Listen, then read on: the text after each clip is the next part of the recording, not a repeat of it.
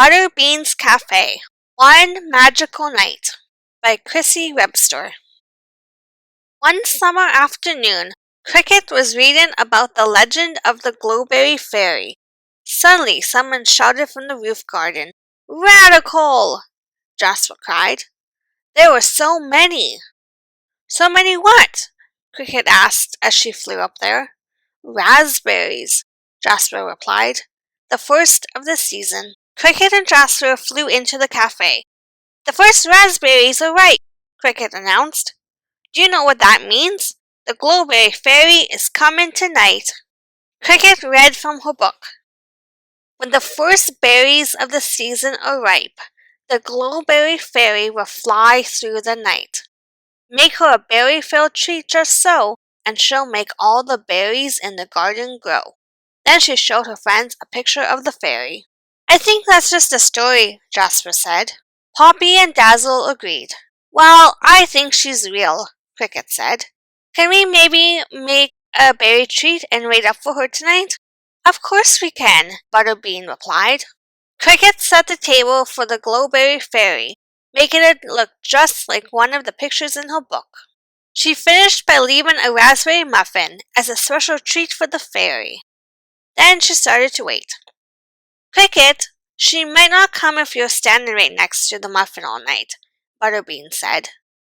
That gave her an idea. They would go to the roof and watch for the Glowberry Fairy with a pair of binoculars. Cricket still had a concern. What if we miss her? She asked. Butterbean pointed to the bell above the door. We just listened for the jingle, she said. The sisters kept watching. Cricket couldn't see anything. But then she spotted a little light dancing near the house next door. I think I see her, Cricket cried. Where? Butterbean asked. Cricket looked through her binoculars and saw their neighbor taking out the trash. Cricket sighed. It's just Mr. Hobbs' flashlight, she said. I know the rest of the team doesn't believe in the Glowberry Fairy, Cricket said. But do you?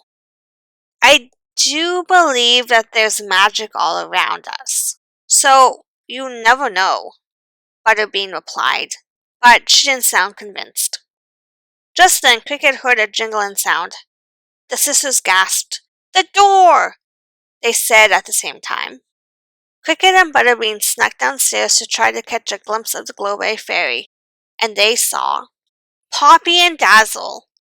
They were setting out treats for the Glowberry Fairy, too. We don't know if she's real or a story, Poppy said. But if she's real, we want to see her too, Dazzle explained. Then they heard a thump. It came from the kitchen. They all hurried in to see the fairy. It was Jasper. He was leaving out a raspberry treat too. What are you doing here? Cricket asked.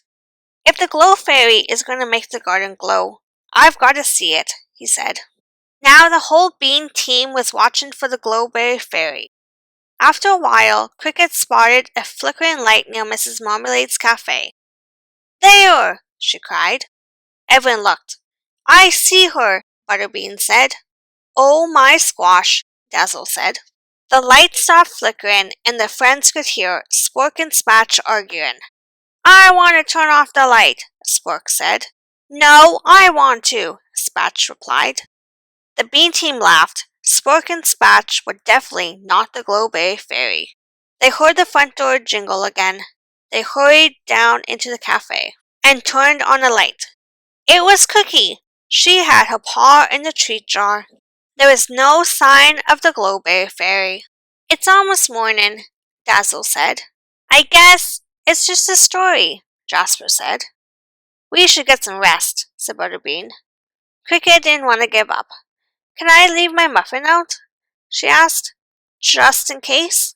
Of course, Cricket, Butterbean said, and the team headed home. As Cricket slowly fluttered across the bridge, a little behind the others, she heard the jingle of the door back at the cafe.